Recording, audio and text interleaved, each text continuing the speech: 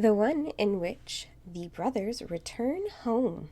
Welcome to Supernatural First Watch Podcast, a rewatch podcast designed to be spoiler-free and enjoyed as if it's your first watch. I'm your host, Kimberly, a self-proclaimed sci-fi and fantasy nerd. Previously on the road on Supernatural, the brothers encountered a lot of bugs and are now on the road again.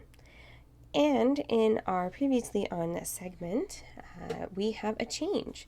Unlike the normal intro we've seen for the last few episodes, which is basically the same, telling the story of the brothers searching for their dad, we have a completely different intro, which indicates to me this is going to be an arc story. So, how intriguing. Let's dive into Home. The big picture summary is Sam is haunted by a vision of a woman trapped in a house, which he realizes is their childhood home, and he reluctantly drags Dean back. Once there, they realize the house is haunted, and while trying to figure out what happened 22 years ago when their mother was killed, they get rid of the demon ghost and have a couple of run-ins with their past.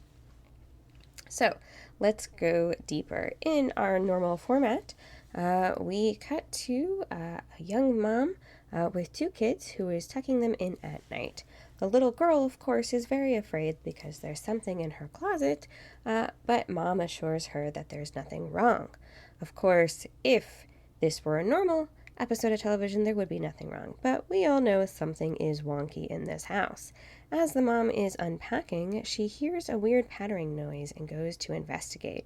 Of course, the light doesn't work in the basement, but she does manage to go looking for the noise, only to find rats. How creepy, especially after last week's bug episode. Cut back to the child in her bed, and there's a chair pushed against the closet that suddenly starts moving. The woman continues to explore her basement, and there's a whole bunch of boxes in it, and which makes me wonder, do homeowners really buy houses that still have the previous owner's stuff in them and just buy it as is? And while she does her exploration, she finds photos of what was once a happy family, and we get a glimpse that, oh wait, these might be the Winchesters. Cut back to the little girl's bedroom, and there's a fire inside of the closet. She's not imagining it. Something is wonky.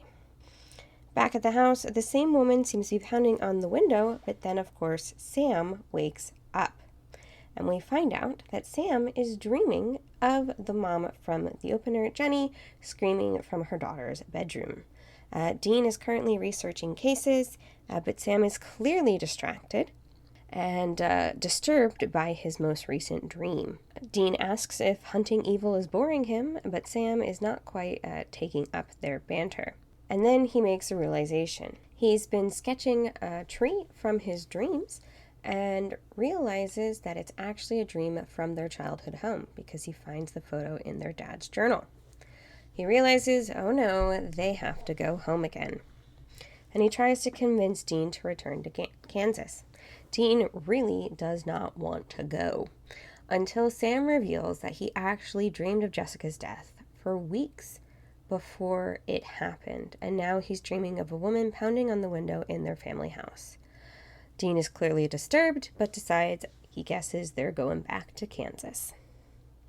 When they get to the house, instead of trying to go the route of impersonating somebody, once again they claim their real names, which is actually enough because the mom has found the photos in the basement and recognizes the last name Winchester. So Sam is telling the truth when he says it's their old house and he wants to check out the old place. She lets them in and shares that she just moved in without a job and has bought a house. And they ask about have there been any issues with the house, mentioning flickering lights, sink backed up, and rats in the basement. Of course, the brothers exchange a look because that to them spells spirit. They gracefully leave the house and determine that they need to treat this like any other case, which means exploring the history of the house. Sam is trying to figure out how much Dean remembers, and all he shares is that he remembers the fire, he remembers the heat, and he remembers carrying Sam out the front door. Somehow, in the 22 years they spent together growing up before Sam left the nest, or maybe 18, he never once mentioned that he was the one who actually got Sam out of the house that night. He's heard the story again and again that Dad used to share about their mom dying on the ceiling, but he never has heard that portion of the story. The brothers break up the moment, and Dean goes around the corner to try and call John to ask for help. He is clearly incredibly upset and practically begging for his father to answer the phone and come and help them. We cut back to the house where Jenny is having more problems, and including the garbage disposal acting wonky. She's let in a repairman, and of course we know what's about to happen. He's messing with the disposal and his arm gets torn to shreds. As the brothers continue to try and investigate the history of the house, they go and talk to the friends and neighbors that were around the house at the time of the original murder over 22 years ago. One of the people they're talking to is a man who owns a garage, who apparently co-owned the garage with their father, which is news to them. And apparently John was in some sort of trouble with the law when he started to take his boys on the road, because the owner of the garage mentions that he never heard from him again after calling CPS on them, and that there was a police file. The man, Mike Gunther, also mentions that John visited every psychic in town, so in a great moment of this would never happen now, Sam goes through a telephone book looking for psychics, and only the second one he reads out gives Dean a revelation. The journal starts with, "I went to Missouri and learned the truth," and Dean realizes that he didn't go to the state, which is next door to Kansas, but he actually went to a woman in Missouri who is a psychic in the phone book. They go and visit Missouri in her parlor, where she's assuring a man that his wife isn't cheating on him. And when he leaves, she turns to the boys and says, "Oh boy, how sad, she's banging the gardener." They're a little shocked that she seems to know who they are, and that she wouldn't tell people the truth, to which she explains, "Look, people don't come here from the truth, they come here to feel better." But she clearly is the real deal, because she knows exactly who they are, and knows that Sam's girlfriend Jessica has died, and that John has disappeared. While they're talking to Missouri, we cut back to the house, where the little kid in his playpen is still screaming for juice. And of course, in the wonkiness of tropes and ghosts, the fridge that clearly has a latch on it to prevent exactly what's about to happen happens. The fridge gets unlatched, the door swings open, the playpen gets unlatched, and the boy goes out looking for juice and climbs into the fridge, very dexterously, for however old he is, to get his juice, and the fridge slams on him.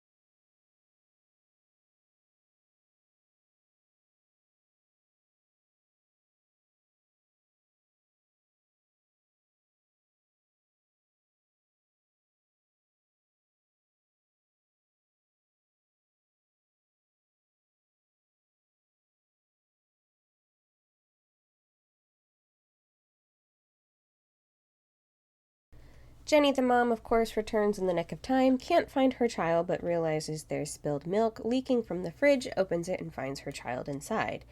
He's none the worse for wear, and as soon as she takes him out, there's a knock on the door where Dean, Sam, and Missouri are waiting to try and explore the house. Even though she's clearly freaked and Missouri tries to soothe her, she realizes something is up and she lets them back in the house. They do a walk around, and Missouri senses two presences, one of which she says is very mean, but she doesn't think either of them are the ones responsible for Mary's death. She shared with the brothers that she has occasionally checked in on the house because she knows that the circumstances of their mother's death is what can lead to spirits. That evil, when it happens in a home like what happened in theirs, it leaves wounds in the psychic realm, and that evil can get infected, which can lead to poltergeists. But the poltergeist is not related, she feels, to what's gone on, what happened to their mother. They do a little bit of hoodoo, purifying the house and placing bags in the cardinal directions that should take care of purification. Missouri says everything is fine, but gets the family out of the house anyway so they can perform the ritual. Of course, then we have all of the tropes you can think of, which we'll go over, but basically they get attacked while trying to purify the house, but do succeed in putting the bags in the walls in the correct locations. Missouri claims that the house is purified and there are no other issues, but Sam is not quite so sure. So he convinces Dean to stake out the house. While they're waiting, trying to see something happen, suddenly they do see Jenny pounding on the window and realize that something is not kosher in that house. So they run back inside after the reminiscent scene from Sam's dream. Dean takes Jenny to safety because Sam is going after the kids and she's reluctant to leave. But does so. He manages to rescue Sari from the flame monster again and get Richie, but he senses something, so he drops them at the door and lets them run outside, and then, of course, gets attacked. He gets flung about quite a lot, but nothing ever gets broken. Eventually, the flaming spirit walks towards them, but suddenly Sam can tell that it's not something bad, and the flames disappear, and oh, it's their mother. She looks to Dean and says she's sorry to Sam before commanding the poltergeist to leave the house and not touch her boys. And then she and the poltergeist disappear in a ball of flame. Jenny returns to the house, and Missouri promises that everything should be okay right now, and she'll keep an eye on them. And she reminds them that they should not be strangers. And they say, of course not, we will keep in touch. This, of course, brings to mind to me, they've said this to numerous people so far over the 9 episodes, but we have yet to hear them mention somebody else, so I'm curious to see if we do see these characters again. Of course, that's not the end of the story, because after a short tete-a-tete that Missouri shares with Sam, in which she shares that something is going on, and she realizes that he sensed something that she couldn't in the house, which implies that she has really powerful abilities, but Sam's abilities are even more strong. When she returns inside her home, she says she's really surprised that given his powers, Sam couldn't sense the presence of his father, because John Winchester is sitting in Missouri's living room. She tells him that he should go and see his sons, but he says he can't until he knows the truth, which of course brings up a whole slew of questions, starting with what truth is that? There is no local legend, except there is a lot of a local investigation trying to figure out what was going on at the time of their mother's murder. And through conversation, they realized that their father fell down the bottle. And to an extent that his best friend actually considered calling CPS. Dean, of course, is upset to learn this and wonders why on earth he would do such a thing. And it's heavily implied that immediately after this visit is when John decided to take the boys and leave town. It's also heavily implied this is when the hunting started. So their father did hang around town for a little bit before taking his boys on the road, but it's not entirely clear how long in between those times were. And that is what I like to call the start of John Winchester's A-plus parenting. This is a popular tag on Archive of I Own, if you know what that is. And it accompanies other wonderful, complex father figures in literature and media, including Howard Stark's A-plus parenting. Who are we this week? The boys are themselves. In fact, Sam introduces themselves immediately to Jenny as Sam Winchester, which is actually the right call because she has just found a box of photos from their family and that's enough to let them into the house. Of course, it's also a bittersweet moment because she gives them the photos at the end, and since they have so little to remember their mother by, it is a treasure trove for the boys. Body count. Via conversation, it's implied that the plumber does not die, although he does land himself in the hospital. So the only deaths are the poltergeist, because Mary Winchester is already a ghost. Other supernatural baddies mentioned are psychics, poltergeists, and ghosts, which we do see in the story. But overall, two spirits are inhabiting the house, and Missouri is a psychic. How to kill it? One way to get rid of a poltergeist is simply to purify the house, which involves hex bags full of some sort of herbs that need to be put in very specific locations, namely the cardinal directions, on each floor inside the walls of a home. And that, with a small incantation, is enough to kick a poltergeist out, normally. In this case, the brothers don't actually kill the spirit. It's heavily implied that Mary's ghost is enough to attack and get rid of the poltergeist. You've seen them before. Missouri Moseley is going to be recognizable to anyone who watched Grey's Anatomy, as the same actress plays Adele, Richard's wife, the chief of medicine on Grey's Anatomy. And she's in a lot of other notable things, including the movie Crash. Technology in the new age. Dean is still rocking out with his EMF reader, even though Missouri calls him an amateur. But it is enough for them to know that something is in the house. The family business. This, of course, being a return to their family home from where they were born.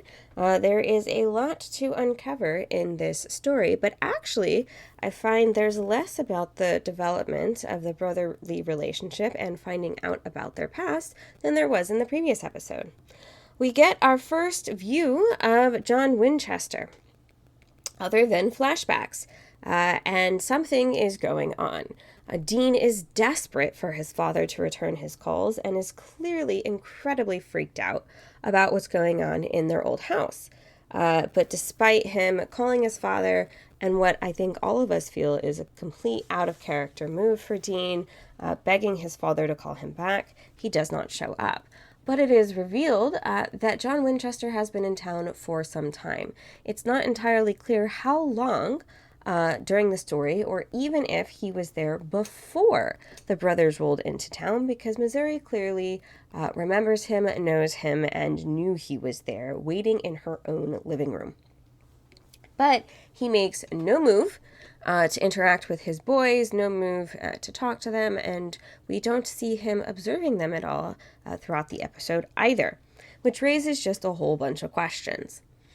Also, we find that their father fell down the bottle after Mary died, even though his best friend shares that they were incredibly happy together, and he co-owned a garage, which clearly Dean keeps the Impala in good working condition because it is an older car and it still runs beautifully, so we can assume, or at least I'm making the assumption, that Dean does know cars because he clearly really likes his. So it kind of tracks that their father was a mechanic and co-owned garage.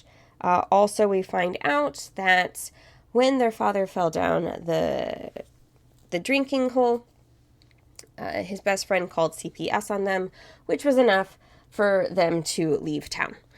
And of course, based off of Sam's dialogue from the pilot, where he shares that most likely his father's on a hunting trip with Jim, Jack, and Johnny, referring, of course, to Jim Beam, Jack Daniels, and Johnny Walker, most likely their father has continued to have at least a heavy drinker. While they are freaked out, Dean and Sam are there for each other throughout this episode, and simply being told that Sam was having nightmares about Jessica before she died and is now having another one about their house, it is enough to convince Dean to go back to their house.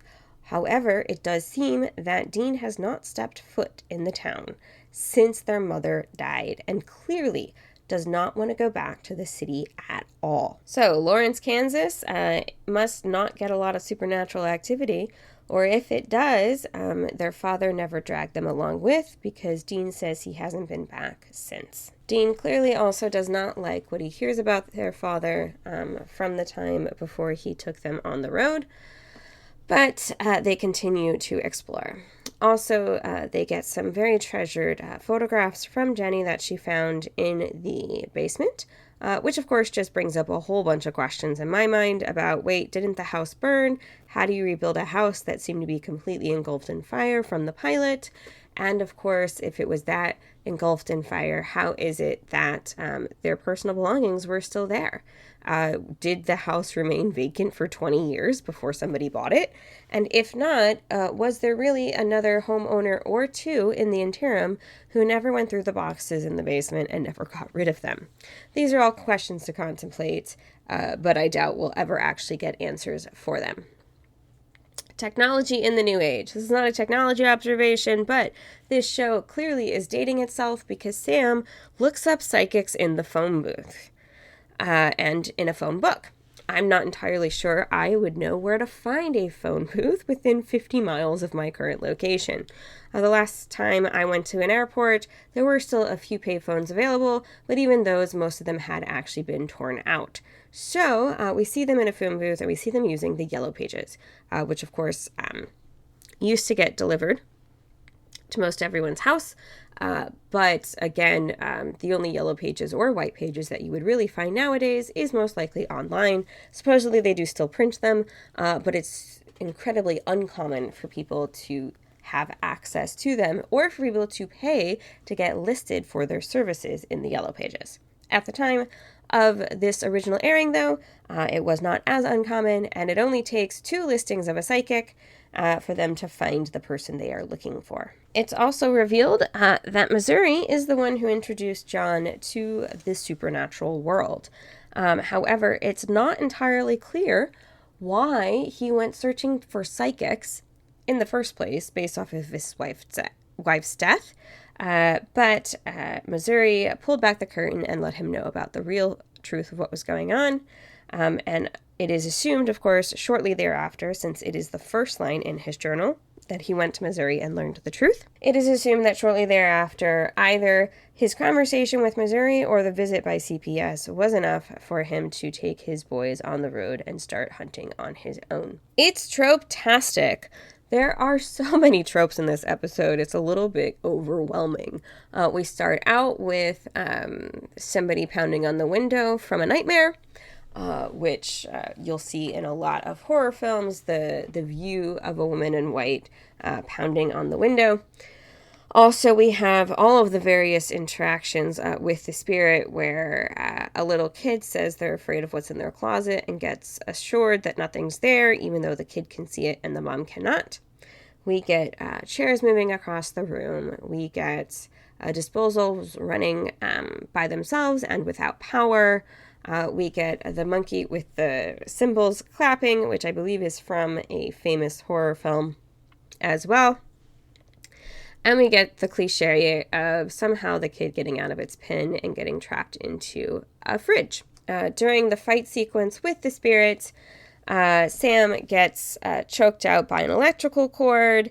The woman, when she goes down the stairs at the beginning of the episode, the lights in the basement don't go on, but instead of trying to find a flashlight before exploring, she just goes searching in the dark. There's a floating lamp, flying knives and furniture, basically anything you can think of from any horror film that involved ghosts that you can imagine. And we also get Sam being pulled down a corridor by an unseen force and doors slamming on their own, which is a common method of portraying ghosts and spirits in a haunted house in horror films in general. So this is a solid mid-season episode.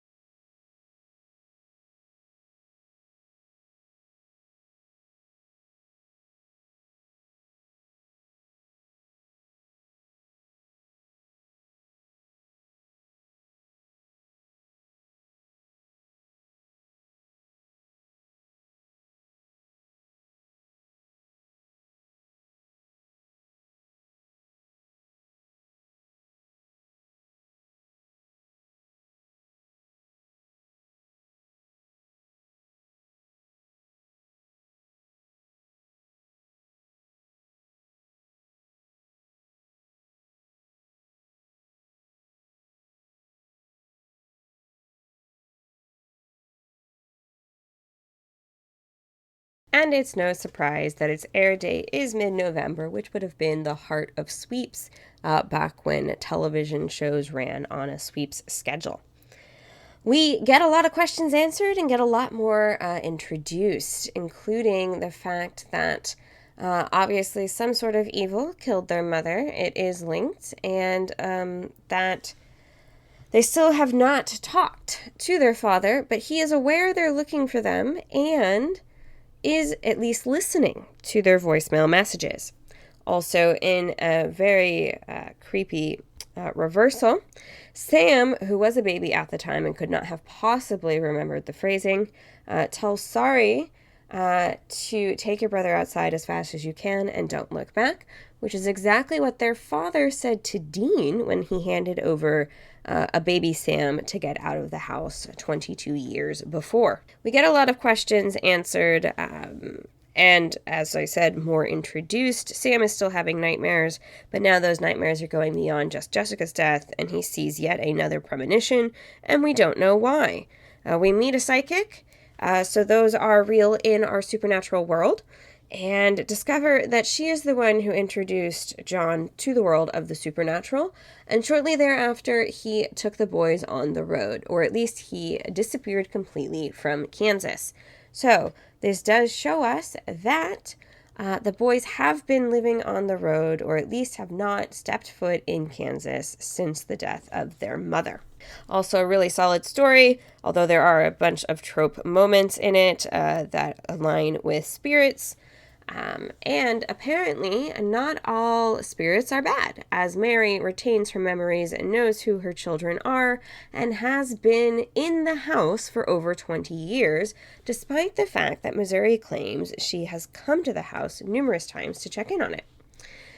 Mary also turns to her children, apologizes to Sam, and has the power to get rid of a poltergeist, despite the fact that she is at least here portrayed as a benevolent spirit. So a really solid episode for us. It's a break from the norm, including a break from what was the original previously on segment that tells a story. This one tells a little bit more of the background and frames a little bit more of the episode you are about to view. And overall, I just think it's a really solid episode. Parts of it, of course, get a little slow or a little bit on the nose, especially when we keep cutting to Jenny's children and what we know is about to happen. But now we see that the boys are getting a little bit of insight into their father. They're finding out a little bit more about what happened back then. They still don't know what killed their mother. They still don't know why Sam is having dreams about their house. They still can't find their father. But now we know that Dad is aware they're looking for them and that he has to find the truth before he can see his children, which just introduces so many more questions. So, questions to contemplate for the future. What truth is John Winchester looking for? Why does Sam continue to have visions of things before they happen? What really happened to Mary that night, and why was she waiting around in the house? Why does she apologize to her children? Will we see Missouri again? And where are the brothers headed next, since they are still on the hunt for monsters to kill, and they're looking for their father? All of these are great questions, and hopefully we'll get some answers soon. Up next, we have Asylum, so we'll connect on the road again in Asylum in next week's episode. You're listening to Supernatural First Watch Podcast. Don't miss out on future episodes. Subscribe to the show in your favorite podcast player of choice, including Spotify, Apple Podcasts, and Google Podcasts. If you have opinions, theories, or comments that you want to share about the road so far, please do send in your thoughts to the email in the show notes. Want to help support the podcast, want fun behind the scenes looks, extra episodes, and a shout out on the show? Subscribe to the Patreon in the show notes.